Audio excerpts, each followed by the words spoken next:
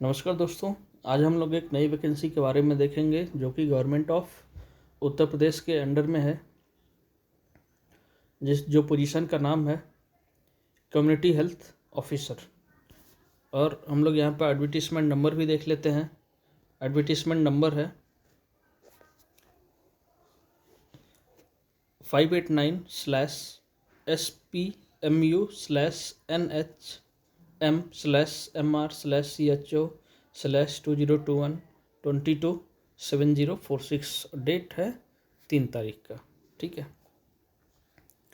फिर ये the national health mission state Uttar Pradesh invites application for eligible candidates for approximately 4,000 on contractual basis पे। ये जो 4,000 की वैकेंसी है वो कॉन्ट्रैक्ट बेसिस पे है। और यहाँ पर हम लोग देख लेते हैं उसमें कितनी कितनी कैटेगरी हैं, कैटेगरीज में कितनी कितनी वैकेंसी हैं, जो कि टोटल है 4,000 प्लस। यहाँ पर पोजीशन का नाम है कम्युनिटी हेल्थ ऑफिसर CHO। फिर अनरिजर्व में 1,600 हैं, EWS में 400 हैं, OBC में 1080 हैं, SC में 840 है और ST में 80 वैकेंसी है। टोटल 4,000 है। ठीक है। फिर यहाँ पर the state policy will be applicable for UP state.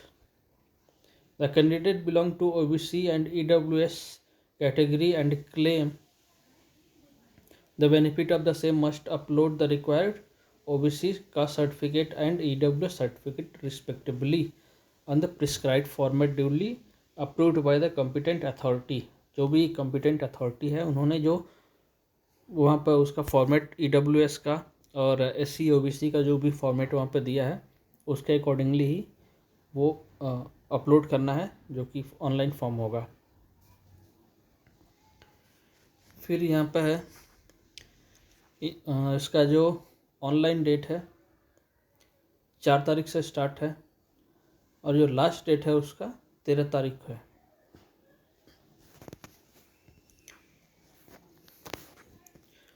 जो यहाँ पर detail instruction available on NHM website में भी referred for the time of applying for online application. जो भी नेशनल हेल्थ मिशन की वेबसाइट पर जो ये वेबसाइट पर फॉर्म दिया हुआ है वहाँ पे आप लोग देख सकते हैं।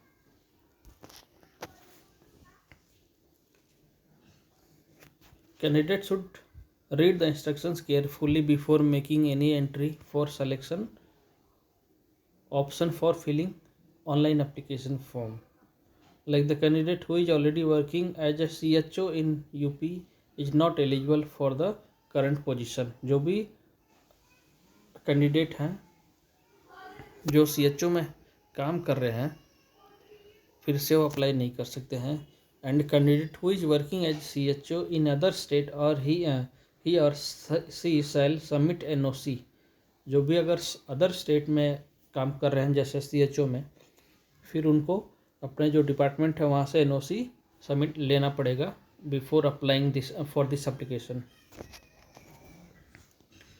फिर यहाँ पर एलिजिबिलिटी क्राइटेरिया है कैंडिडेट हु है successfully completed BSc nursing complete होना चाहिए, लास्ट ईयर वाला भी नहीं होना चाहिए, with integrated curriculum of certificate in community health for nursing CCHN और पोस्ट बेसिस BSc नर्सिंग।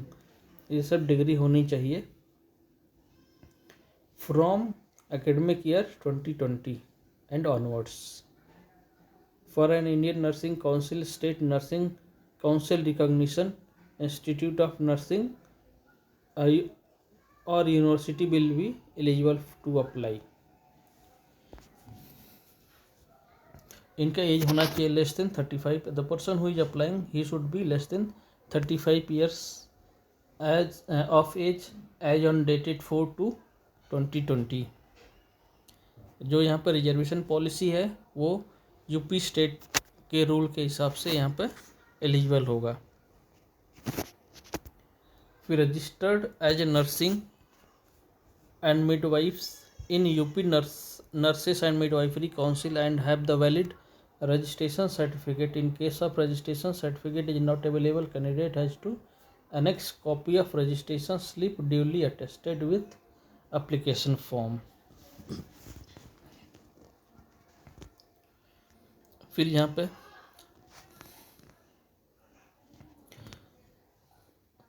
पे the successful candidate shall be appointed as community health officer on contractual basis at hub center level and paid 20,500 as a stipend मिलेगा उनको, और performance के basis पे वो इनका increment होते रहेगा। और वहाँ पे एक बॉन्ड भी साइन करना है 2,50,000 का। फिर वहाँ पे instruction for filling online application form. Online recruitment application is spread over different module section designed to capture the information of candidate related to personal information, candidate detail, age, qualification। इसमें जो भी मतलब एक फॉर्म भरते हैं हम लोग, जो भी डिटेल चाहिए रहता है वो पूरा वो मांगा हुआ। बट यहाँ पे बोल रहा है before closing such session application applicants must save the information before clicking on save button. ठीक है, अब यहाँ पे selection process before applying candidate must ensure that they fulfil the eligibility criteria. Candidate shall be subjected to verification. Candidates has be subjected to verification of details documents when the candidate reports for document verification process at the allotted center। फिर आपका यहाँ पे पूरा document verification होगा, उसके बाद फिर वो लोग आपको बताएंगे कहाँ कहाँ जाना है। उसके बाद यहाँ पे इम्पोर्टेंट इंस्ट्रक्शंस देखते हैं, जो भी है वो डॉक्यूमेंट उनको हर एक जो फॉर्मेट है और जो भी डॉक्यूमेंट आप अपलोड करोगे, या अगर आप रिजर्वेशन के लिए क्लेम करते हो तो आपको वो जो सर्टिफिकेट है वो हमें अवेलेबल होना चाहिए।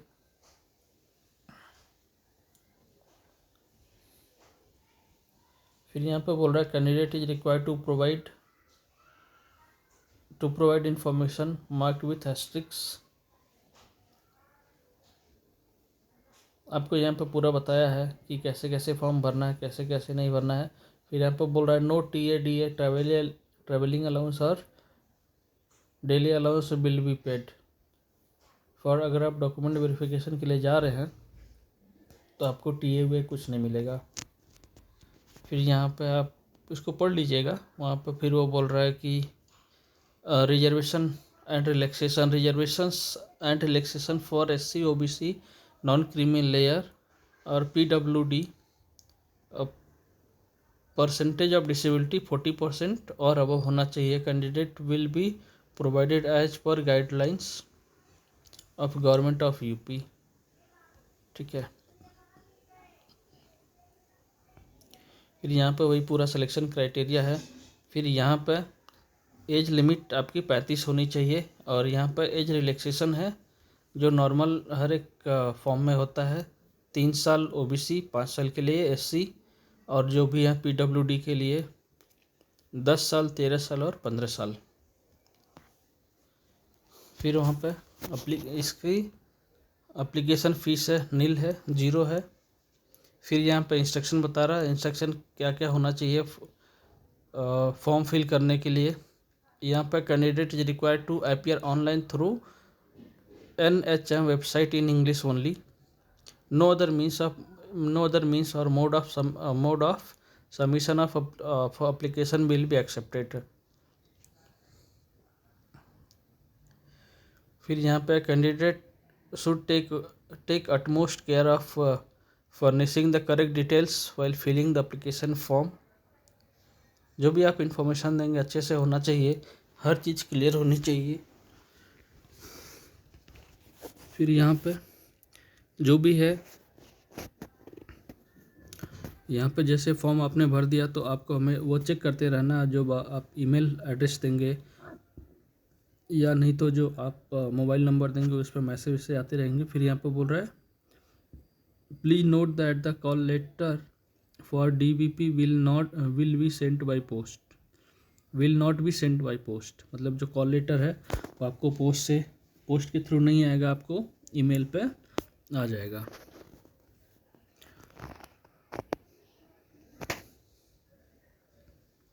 फिर यहाँ पर पूरा ऐसा इंस्ट्रक्शन दिया हुआ है, आपका फ़ोटोग्राफ कैसा होना चाहिए। फिर instruction for regarding upload of documents, यहाँ पर there are separate link for uploading photo, signature, passing certificate, final year mark certificate from principal BSc nursing. ये जो आपने सर्टिफिकेशन किया है उसके ऊपर वो भी यहाँ पे इतने सारे डॉक्यूमेंट आपको अपलोड करने पड़ेंगे। फिर click on the respective link to upload the photographs, signature and caste certificate या सर्टिफिकेट जो भी है, और वो जेपीजी फॉर्म में होना चाहिए।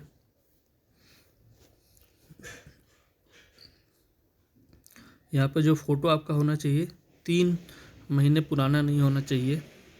Make sure that the picture is in colour, taken against the light coloured, preferably with white background, ठीक है।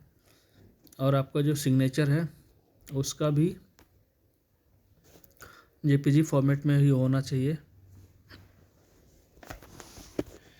फिर यहाँ पे जो कैटेगरी है और एजुकेशन क्वालिफिकेशन या अदर रिलेवेंट इन्फॉर्मेशन, अगर आपने कुछ और किया है तो वो भी इन्फॉर्मेशन आप भर दीजिए उसमें। फिर यहाँ पर बोल रहा है note only online submission of application is accepted.